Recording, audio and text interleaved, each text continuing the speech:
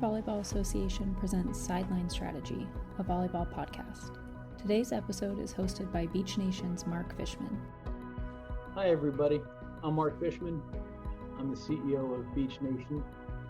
We work hard to teach players and coaches more about better processes, new teaching techniques, and trying to teach skills, not just drills, for beach volleyball. I'm incredibly honored today to have what I believe to be four of the greatest coaches in our game today. To give you a quick background, I'm going back to Louis Pasteur's great quote, "Chance favors the prepared mind." John Speraw, who is a multiple-time NCAA champion. He has been part of the U.S. national team program, winning multiple Olympic medals, including a gold with his partner in crime, Hugh McCutcheon. And one of the things that people may not remember is he's also a microbiologist and molecular geneticist. You don't do the things he's done because you didn't get prepared. Beth, who is the head coach for the Utah Utes, was a graduate of Aquinas College, a volleyball powerhouse in its day. Yet she managed to show up after a lot of hard work and ended up as a head coach of the Utah Utes. So when she arrived in 1990, that program went 7-21 with 0-10 in the conference. As you look back over the time she's had 16 appearances at the NCAA dance, 2 Finals Fours and 4 Sweet 16s. Now in her 31st year with 18 20-win seasons. Beth is somebody who knows how to build a program, build a team. Hugh McCutcheon, who is pretty well known as the nicest man in volleyball today, has also been able to lead the U.S. men's Olympic team, the U.S. women's Olympic team. Again, won gold, won national championships at BYU with one of the all-time legends of volleyball, Carl McGowan. Just an amazing team builder, teacher, and understands how to exert control through leadership, not through sheer will. And finally, Todd Rogers. Todd Rogers is now the head beach coach at Cal Poly, where last year, or was it 2 years ago, went to the NCAA championship. 59-21 since 2018, an Olympic gold medalist, a world champion, gold medalist at the World Championships as a beach player, one of the greatest beach players to play the game, and with he and his partner Phil Dalhouser, one of the most dominant series of wins in the history of beach volleyball. While as a beach volleyball player, he also coached the teams that he was playing on. So a good history of how to build players, grow players, build teams, empower players. And with that, thank you all for joining us. Karch Karai has a great quote on playing beach doubles, and I will read. "The beach game taught me great lessons about how to elevate the play of my teammate or teammates, and how to anticipate and expect the ball so much more than the indoor game ever could. It taught me, even forced me, to be a much better all-around player, and that allowed me to help our USA Olympic team in many more ways than I ever could have otherwise." My question to you coaches is, you all work to get the best athletes. You don't always get them. You work to have people with the best technique. They don't always have it. How do you use beach or grass doubles as an adjunct catalyst to help your players grow? And what advice would you offer to coaches that only want indoor players to play indoor? And with that, can I kick off with the great FIVB beach player, Hugh McCutcheon? I think beach is a great way to learn how to play the game. As much as there are differences between beach and indoor, at the end of the day, it's still volleyball. And I find there are a significant number of benefits to having your athletes play beach. We don't have a beach program here at Minnesota. We do have some sand courts that we can use during the summer, though, and our athletes are out there playing all the time. And it's good on a number of levels. I think there's some physical stuff that happens. Running around on the sand is not as easy as running around on the wood. And also, all those jumps are a little more forgiving than they are when you're landing on sport court or on a wooden floor. So it's a good place to get a lot of reps. I think you learn about competing. Any of your weaknesses get magnified fairly quickly, and so it forces you to either come to terms with those or try to find ways to manage those inefficiencies that maybe you have as a player. And I think a couple other things. You learn a little bit of positional empathy. It's one thing to know what it's like to have to set a ball when the pass is tight, but after you've been doing it all summer, you probably are talking to your partner about keep me off so I can get you a good ball. And lastly, I'd say that I think you understand that the margins can get to be real thin, and the value of a quality rep, making sure that you take care with each contact, I think that matters as well. So I think, there's a cumulative win in playing the game, be it grass, beach, whatever it is. But those kind of doubles, triples, all that stuff is wonderful. And we certainly encourage it. Yeah. So we started a beach program 4 years ago. And before that, we had always encouraged our players to go out, and for sure in the spring, we would go play when we needed a, change of scenery. And I have to say, since we've started the beach program, we've had quite a bit of success. And, is it attributed to that? I think partly. And we started off with all of our indoor players playing the beach game. And we just saw a lot of value in that. We recruit athletes. We're not always getting the highest skilled level player. And we felt like right away that was starting to pay dividends for us in their skill development. And it was pretty amazing to have them train. We went pretty hard the first year we started our beach program. So we wanted to have some success, even though it's been a challenge and we're getting better. But seeing them come into the indoor game after training on the beach for a long time, and we have an indoor facility, so they trained all January, February. I have a recollection of one of our off blockers, retracting, getting in a defensive position, and I've never seen her do that. Really. And she did it great. And I completely attributed that to, the beach game. And so we've encouraged it. I think, Hugh mentioned a lot of the benefits from it, and we're experiencing it, I believe, in our program. And, Todd can speak to the game itself more, but we definitely see a ton of crossover and value that's helping our program right now. John? We certainly encourage it. It's not a tough sell. Let's go out to the beach during the summer and run around and have a nice time. And for us, there is so many benefits to that. Hugh alluded to it. There's a competitive pressure when you're playing doubles, when you're going to get served again because you just made an error and they're going to come at you again. Or maybe you're a weak setter, and so they're going to serve the other guy, and you're going to have to set even after you just mangled the previous ball. Like, you have to come back and play that next point, and there's a lot of pressure involved in that. We also have seen at the international level that we used to have big goofy middles, and they couldn't necessarily play the whole game, but there's a premium on those small little plays when a middle has to set, when somebody else has to pass the ball, or everybody's got to play the whole game. And Hugh started saying that quite a bit as we were coming into 2008. And we were fortunate to have a couple middle blockers in David Lee and Ryan Millar, who were complete volleyball players. And when you send your entire team out to the beach during the summer, they become more complete. So we even are such a fan of it now that we do tons of small group games, even within our sixes practices. We do particularly triples. We do a lot of triples and working around the block. I think that has a lot of crossover. So tons of small group work, and big fan of getting our guys out on the beach or grass during the summer playing doubles. And Todd, a lot of people may not remember that you were an All-American setter at Santa Barbara. And obviously you went on to some good success on the beach. How do you find that? I completely concur with Karch's statement.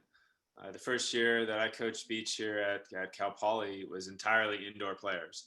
And the following fall, I asked Sam Crossan, who was the indoor coach at the time, how his how he felt his players had gotten better or worse from playing the beach. And he said without question, every single one of them that had played the beach, their anticipation skills were better.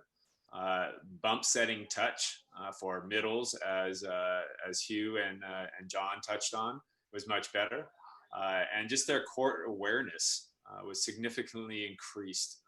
And so I was kind of happy to hear that, because then we started to co-recruit, and it became a lot easier for both of the programs to be able to excel. And they actually made the NCAAs that year for the first time in quite some time. So one of the things that I think is good for indoor players as well to play beach is just, there are athletes, I'm one of them, that are burnout athletes, and sending them over to the beach, they're still getting all those great touches that you would have indoors, but it's a totally different environment. Sunlight's hopefully shining if it's a summertime or late spring. It really refreshes the mind. And then they get into indoors and they're all super fired up about getting into indoors, and they're jumping higher half the time, or at least they feel they are, because they're actually jumping off an indoor court instead of a beach. So you get that mental push for themselves. So I think it's a great thing. I think Karch is spot on. It seems like as a panel here, we're pretty in agreement that it can only help. And I would say it's certainly never going to hinder. Thank you all for that. Guess any questions on this? Okay, let's go on to our first start, which is Beth. You've proven from taking a program that was challenged when you got there, and you've had incredible success. And these last couple of years, you've just taken it to a different level. How do you make your players feel heard? How do you make them feel important to the team, as people, as a team? And how has that changed over your experience over the course of your career? What suggestions would you give to the people listening to this, how they can do it better? Well, that's a great question. And as I thought about this question, I started thinking that one of our biggest challenges is to get our players to talk. I'm finding that they're a little bit less willing to actually have face-to-face conversations and stop by the office and come in. And I think we're having to just kind of create that situation a little bit more. I definitely text with my team a lot more, and I'm not super comfortable with it, but I also know it's a form of communication that they're comfortable with. And so, we do that, but then we've got to get face to face, and we've got to talk. And I think that's the number one thing, is just helping young people understand the value of face to face communication, and that, just, texting or saying something in passing is not a conversation. And a conversation, is both talking and listening. And so I believe, listening is the key to anything. And if you want them to come in and continue to talk with you, and have good conversations, then you need to listen. And probably I didn't do enough of that when I was a young coach. I probably thought I had a lot more answers than I think I do now.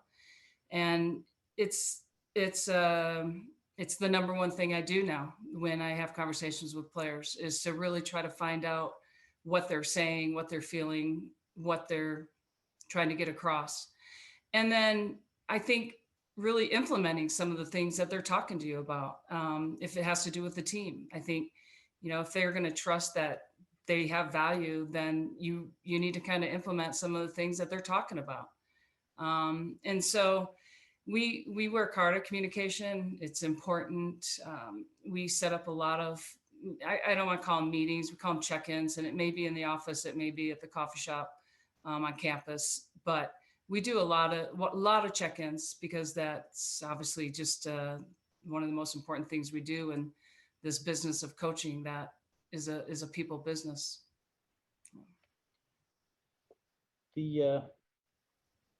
There's two comments that I've heard over my career. One is something called phone muscles, which is the things you'd say to somebody on the phone that you'd never say to them in person. And that text is the illusion of communication. And I think it goes back to what you were just saying, that people will do a lot of these things through text because it gives them a way to step back and not really communicate. It's the illusion of communication.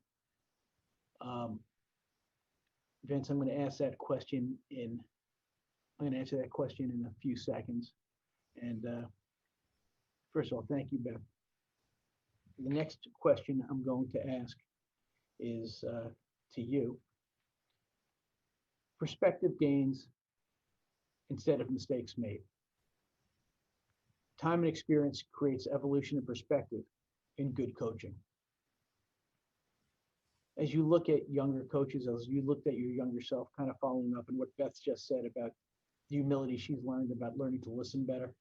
If you can go back, or if you look at younger coaches that you work with, what are the top 2 things you would share with yourself or with another young coach that you think, from your perspective of your experience, is that they could do better? What makes them a better person? And then when we're done with this, there's a couple of questions that came in, so we're going to ask those questions, and then we'll go back to asking other questions. Yeah, thanks, Fish. I think, you're asking for a couple of things. The ones that come to mind are kind of connected to what Beth was talking about relative to this idea of there's a degree of certainty that I think you have as a younger coach. Maybe it's in the realm of, fake it till you make it or something, but generally, a lot of it seems to be fairly binary. It's one way or another. And there's some real potential pitfalls in that. I think the first one being that, especially as I look back on the experiences that I've been fortunate enough to have been a part of, having coached collegiate men and women and international men and women, and seeing it through all those different lenses. I think the principles that guide our methods are something you should hold on to dearly. But the way those are applied is certainly something that you want to consider being able to adapt to the different environments that you find yourself in. And I think when you're a younger coach, there's a tendency to hold on probably too strongly to your methodology relative to how those things are getting applied in the day-to-day. Doesn't mean that you're throwing your principles out. It just means you probably need to be more inclined to be more, I guess I'll use the term creative, but I probably like the term adaptive more relative to the environments that you're in. Connected to that, the idea that things are kind of black and white, and the reality, of course, is that we're living more in the gray as coaches than ever, is this idea of patience. I think, again, maybe it's just the exuberance of youth, but there's a tendency to want to have it all happen by tomorrow. And I think in coaching, like most things in life, you've got to be in for the long haul. I think you're playing the long game in this, and it's important to, have a little bit of belief, maybe some conviction, but most of all, be patient as you go through it, understanding that it doesn't happen overnight. And I think your ability to have patience with yourself probably transfers a little bit into your athletes being patient with themselves as well as they try to improve on their journey of mastery. So there you go. That's my 2 cents on that, Mike. That's a wonderful answer. It's complete. It's thoughtful. Thank you. So, the professor, you do a lot of work with your players teaching skills. You don't just bring them in and have them evolve or fail and just run drills. I know how much time you work with your players, both for strategies, tactics, as well as technique. How has that changed at your time at Cal Poly? How are you modifying how you do things? How are you going from a program that was more challenged in the beginning to now going to an NCAA championship? What are some of the things you've done in terms of evolution of teaching? Well, I am a huge proponent of skills over just running drills until a player gets it. On the beach, there does seem to be a school of thought that if you just get them enough reps, that they will get it. And for the truly elite athletes, eventually they probably will, and maybe even argue that the athletes that are not as elite may end up getting it eventually. But in my opinion, this method takes much more time to learn the skill. Teaching the skill is understanding of the subject matter. the why behind why we do something essentially the way we do. Reps are still critical. Don't get me wrong. We have to rep it out no matter, the understanding or not. They have to have the three ways of teaching: the seeing, the auditory, and of course the doing aspect of those. So I do think that I will throw in one caveat there. I do like to run some drills where players are forced to think to win, or in some way put themselves in a position to succeed within the drill. If they're failing, I do allow them to fail, because I do think that failure is a fantastic teacher. Do I do that until they get the drill? No. At some point in time, after failing for a certain amount of time, have a discussion with them, start asking them questions, make them think of what exactly is it they're doing, how are they going to win the drill or understand the drill, and have a little Q&A on that front.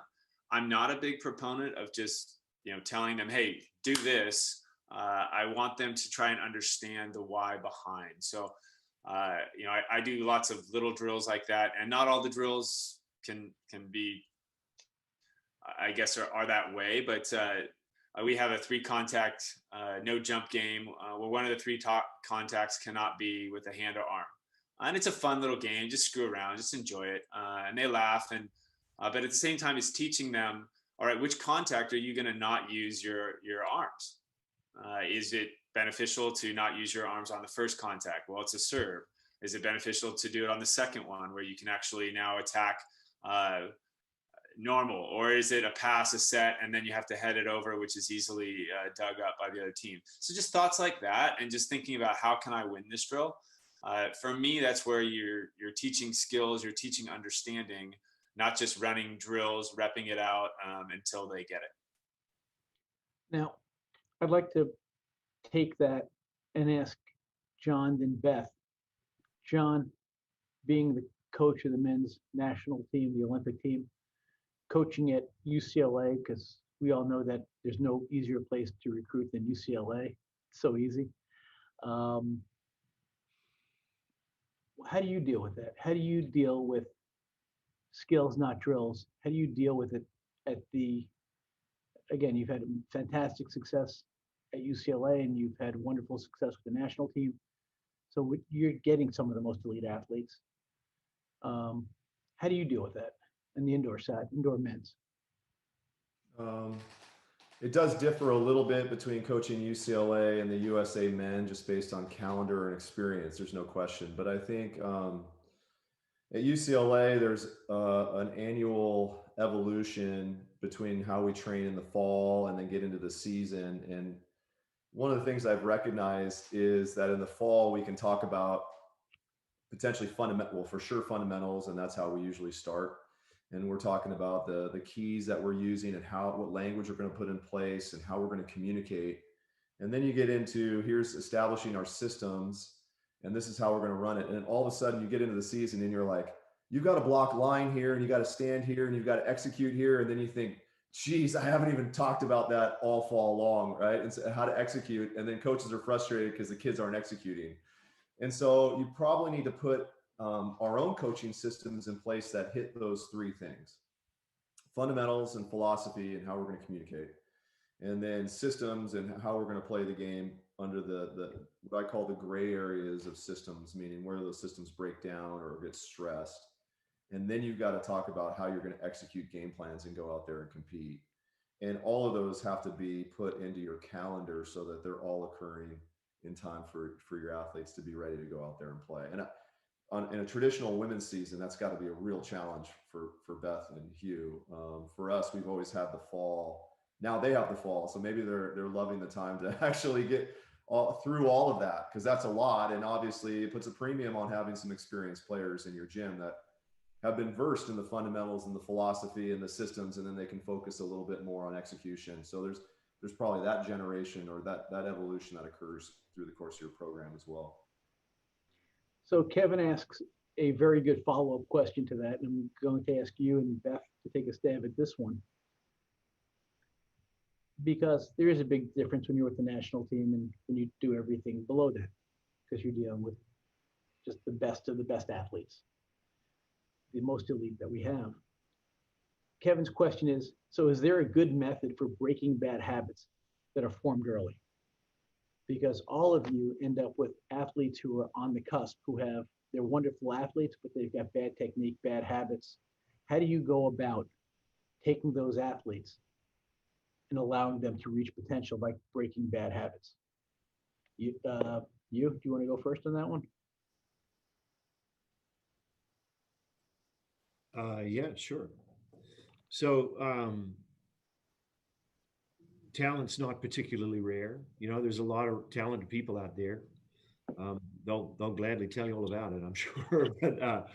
But at some point, as you work your way up, the volleyball food chain, being physical or having physical gifts and talents is not enough to get it done. So the differentiating factor becomes fundamental skill mastery. And connected to that is this idea of repeatability. Can we do this skill for long periods of time? And if we're trying to win the Big Ten, maybe it's pass a free ball perfectly 19 out of 20. If you're trying to win a gold medal, maybe you got to do it 99 out of 100. And that difference seems concurrently really small, but it's vast. And so at some point, whatever technical inefficiencies your athletes come to you with, your job as the coach is to help them understand that what got them to you isn't enough to get us where we need to go. So the fact that they need to make change is an integral part of probably your recruiting discussion with them.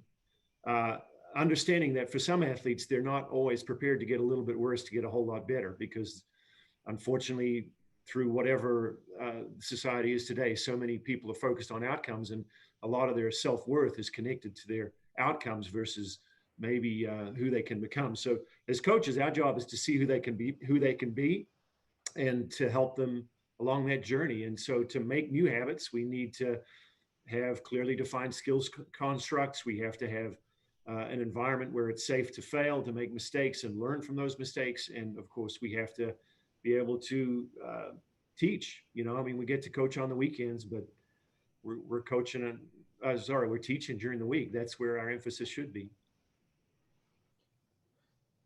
Something that a bunch of you have said differently is, and you just said it really well, safe to fail. Safe to fail. And John, you said, how are we going to communicate? Tying back into Beth about the text and bringing people together. Bringing back to Todd, you're talking about putting people in positions and bringing everybody together. It seems to be a pretty central theme. I think it's an important point. Beth, would you care to take a stab at that question? And then the follow-up question again from Vince says, what do you do in your gym to close out those final points of a set or a match? So what do you do to practice those stress situations so that people continue to play offensively and not defensively at the end of a game? Beth? Yeah, I think what Hugh said about ability to make change, and it's our job to help athletes make change. If they're not making changes, they're just going to stay where they are, and then we're not, being very good teachers and coaches. And so for sure, the ability, allowing them to fail is the only way to grow. We've got to stretch them. We've got to put them in positions to be uncomfortable. We have to have really deliberate practices so they have an opportunity to understand the skill and feel the skill. And when the previous question was asking about how do you break old habits or bad habits? You kind of don't break bad habits. You have to just form new habits. You have to form skill correctly. And it takes a long time. And so this deliberate practice, I know we talk about things we've maybe done in the past that we're better at. I used to think we needed to have this super fast, intense practice. And now I understand the value of slower, deliberate practice. So, and then just getting onto the question a little bit about, how do you prepare for, winning those close matches at the end? I don't know. I've lost a couple of 5-setters lately. It's a pretty critical time. So I would like to hear what other people say about that. But, you have to just practice that every day in the gym. You have to put them in the positions that you're going to be in match competitions, you have to create as much stress and pressure and uncomfortableness for them to find ways to succeed. And so whether it's finding all different ways of scoring or not scoring errors, letting them just, take rips at the ball attacking, take rips at the ball serving, and let them figure out where their sweet spot is with under pressure. So there's a lot of things you can do in the gym, but what you do like Hugh said, what you do every day in the week is what matters for the weekend. I'd like to bring this back to you, Todd. You have, I think, a great explanation about what happens, why you swing for game point, how often you win, how often you miss, what happens. Would you care to share that with everybody? I think that's a winner's attitude, and it's something that I don't think people hear enough. I developed as a player just kind of a thought process of, are you comfortable being the zero in order to be the hero? And it kind of just stuck with me. And I've talked a lot about that to my players, and in practice along the lines of the question, just allowing them to fail and encouraging them to do so. And I equate it to kind of this is a little gruesome, but would you rather have 1,000 paper cuts and end up dying because of 1,000 paper cuts, or a gun to a head? And I understand that's gruesome, but give me the gun to the head every single time, because I'd rather go up and take the big swing. And getting them to understand, look, did the other team make the play, or i.e., was it the great dig that they made, the layout, popped it up, and then transitioned from 6 feet off with an amazing swing? I'm comfortable with that. You took a good swing, you made a good shot, whatever it was, they made the play. Or did we just default to a really poor line shot that's 10 feet inside the court, or even worse, just a middle swing that we know is going to be touched and controlled, and then we're not even giving ourselves the opportunity to win. Give yourself the opportunity to win. And yes, you could be the zero on that front, but be comfortable with that. Go back to basketball. It's a great one. Kobe, Michael, how many shots did they miss? LeBron. They missed a hell of a lot more than they ever made for game-winning shots. And when I look at that, I go, well, I want to be like that. Those guys were all incredibly successful.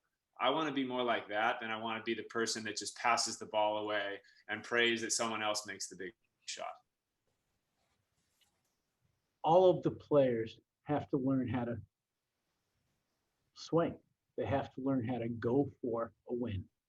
And if you don't learn that, then you're just hoping that they're going to lose, that not versus you're going to win. I think that's something that you've all done an incredible job at empowering, and I do use that word carefully, empowering your players to be the best they can be through giving them that responsibility. And I think that's probably why you're all here. Being able to empower people is an incredibly important job. It goes back to what Beth just said, which I think is incredibly important. And all the great coaches I've ever met are teachers first. They teach volleyball. They empower their players. They challenge them to be better. Brian just sent us a question specifically with younger boys from the 12s to 14s age group playing club volleyball. Can you please elaborate on the patience that coaches must have to allow them to see the big picture of long-term development with players? This also bleeds together with your discussion on skills versus drills topic. So if you can tie that piece into your response, that would be terrific. So thank you, Brian. Who would like to take a stab at working with the 12 to 14s? And he's talking about boys, but I think I think a lot of it ties in boys or girls. Who wants to take a stab at working with that and the job of skills versus drills and being able to allow them to stay dynamic enough that they can be purposeful in their practice plans? Well, since it's boys, maybe I'll jump in. But I think it really is reiterating some of the themes that all these coaches have brought up. One is teaching them first what the learning process looks like. they may not know. And Hugh mentioned getting worse before you get better. Why is that? You have to teach them what that process looks like and how uncomfortable that can be and how everybody goes through it. 2, patience. So it isn't easy. I was telling my team at UCLA just yesterday about how Kavika Shoji was talking about how he was working on one fundamental, he was working on setting, and he was trying to shift from being a little bit more midline to a little bit more right eye, which I know setters talk about sometimes. And he said, after about 6 weeks of doing reps, I was finally starting to get it. And I think that's a good story, because I think so many people want to go in and make a change in just a couple practices. And here's an elite level athlete that's playing at the top level who's talking about one single thing that he worked on during COVID when he had the time for 6 weeks before he finally started to implement it in his game. And I think that was just really powerful. And I think those stories resonate with younger players. And I think the other thing too is I think it's harder now to get athletes. And again, I try to shy away from the generalization of Gen Z, but I think that the public aspect from social media that these players are under, and their reluctance to be worse before they get better, their reluctance to look as though they're not the player that they're supposed to be. There's a large ego component that goes into the learning process, and the humility that's necessary in order to become a great learner. And I think as coaches, I'm finding myself teaching that as much as the skill. So they have to be willing to understand what that process looks like before I can even start talking about passing fundamentals, right? So as we're talking about skills or drills, I think it's a mental skill and an understanding the environment of how we learn that needs to be taught first. With that, John, I'd like to ask you a question, which is, you've worked with just a lot of wonderful players, a lot of wonderful teams over the years. And some were good and some were great. As you look back in time, what would you have done differently? And why? In terms of what made one team good, what made one team great, what allowed a team to achieve, or where did some of the teams get stuck in terms of not being able to meet what you expected them to be able to do? Mm-hmm. They probably got stuck on interpersonal dynamics more than anything. And if I had to go back and think about the best teams, I think at some point in the conversation amongst coaches, it gets somewhere down to leadership and internal intrinsic motivation, and who's making decisions in the locker room when we're not around, because there's just so many of those interactions that occur. And I think we all talk about leadership. We all want to recruit for it. It's part of the conversation. We want to have that component. Teaching it is really hard. I think it's harder than most people realize. And I think that's because you have to give so much space for it, and you have to create environments for leadership to occur. And I've had a lot of debates about how to best do that as a coach. Should we name captains? Should we have no captains? Should we have a leadership group? Should we?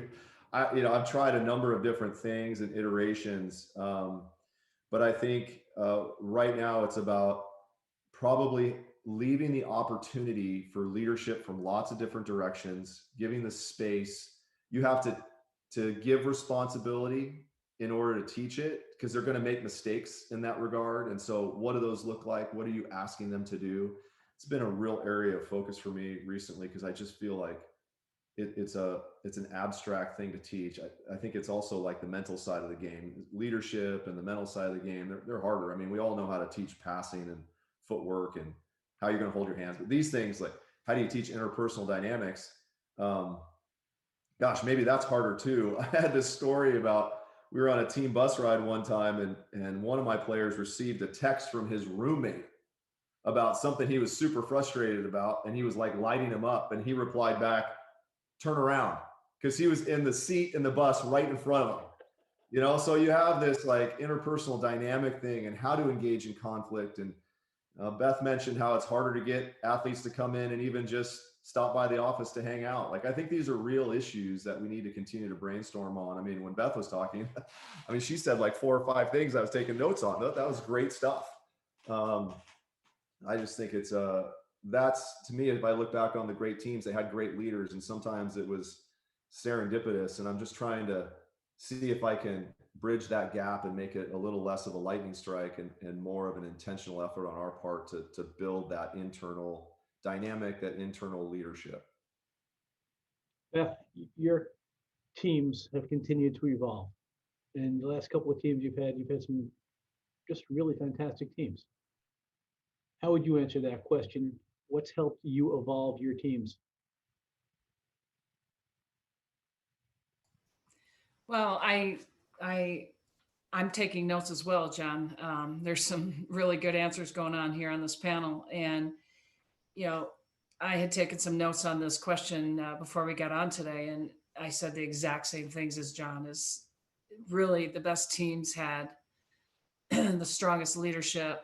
Certainly, interpersonal dynamics are critical.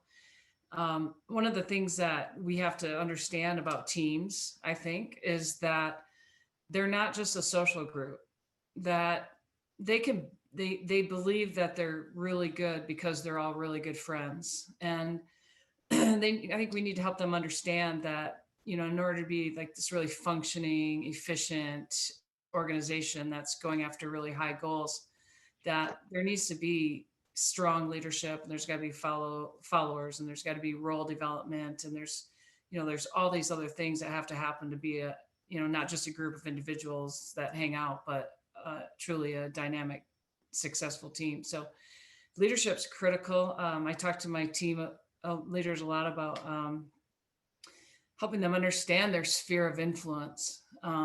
Their influence is so great, and so the things that they are in, leaders are going to take a team one way or the other, and they're just critical on the success of a team.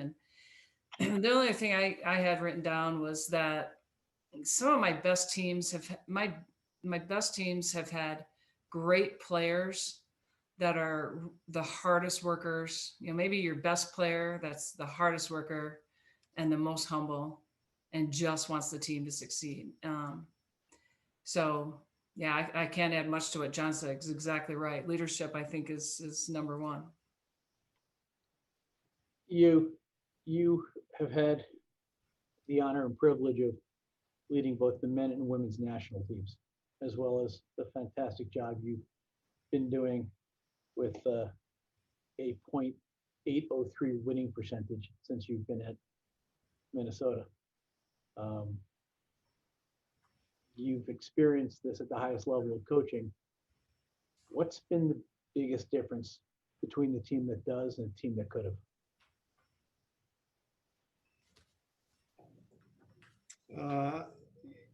Well, first of all, I want to hear from Todd quickly, because I think we're talking about trying to get 12 to 18 people to figure out some stuff. But the depth of connection that must have to happen for a beach team to be successful sounds much more intriguing than us. But anyway, just quickly, I think, the best teams are the ones where the space between what they say and what they do is really small. Everybody says at the beginning of the year, hey, we want to, win a national championship or win the conference, and it's going to be rainbows and ponies and fantastic, and we're going to be best friends, and it's going to be this wonderful, life-changing thing. And of course, teams are teams. You've got your whole lives to be friends. You've only got 1 to 4 years in the collegiate space to be teammates, and that's a greater responsibility, in my opinion.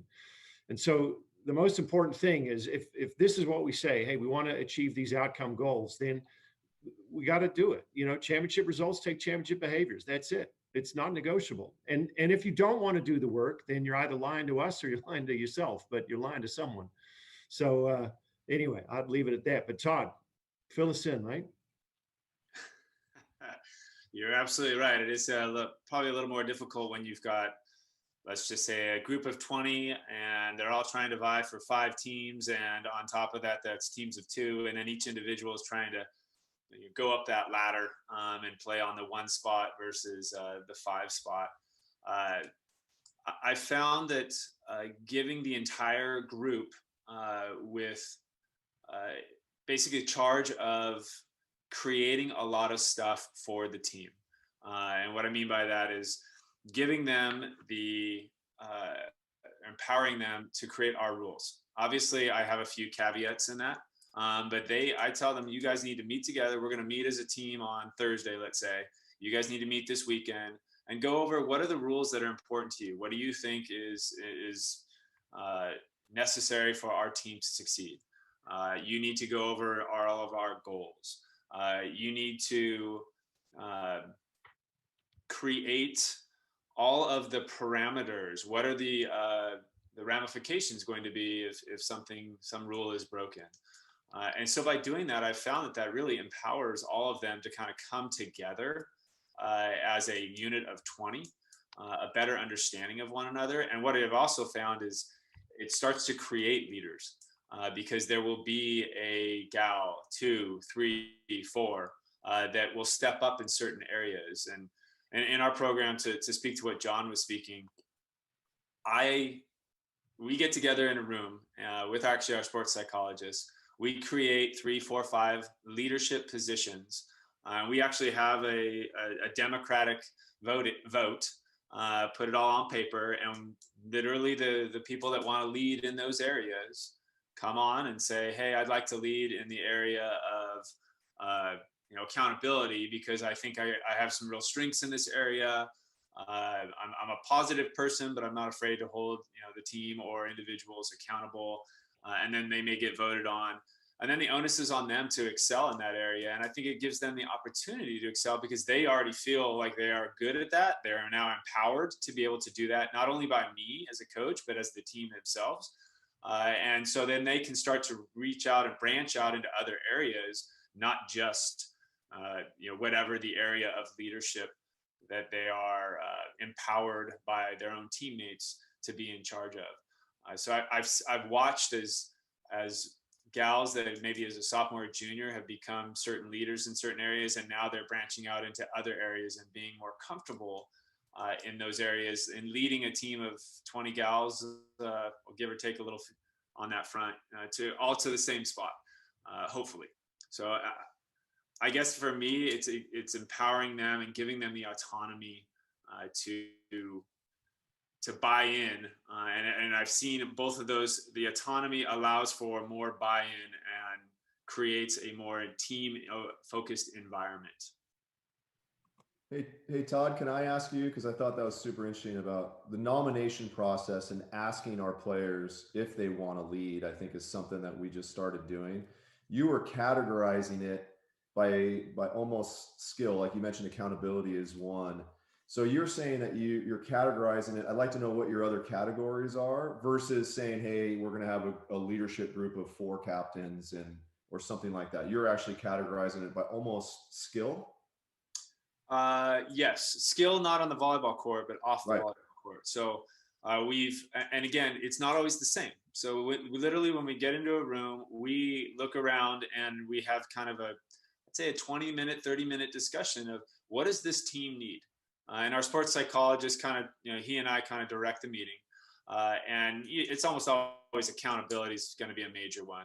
Another one was, we called it spirit, which is someone that's always going to be trying to lift other people, whether that's on court, off court, someone that just has a real positive kind of smiley, gregarious personality that, and they give shout outs. So at every practice, at the end of practice, and it doesn't happen every time, but someone will say, hey, I just want to give Susie a shout out. I was struggling and she did that, this kind of, whatever that is. And it really helps create that. Another one that actually helped me a lot was logistics. I'm a male who struggles to dress correctly. And there are a bunch of females that I told them flat out, look, I can order all the gear, but I'm disavowing what I get you now. So just an FYI on that. And of course, and I've had 2 great logistical leaders over the last 4 years that, yeah, I'd love to do that. This is why.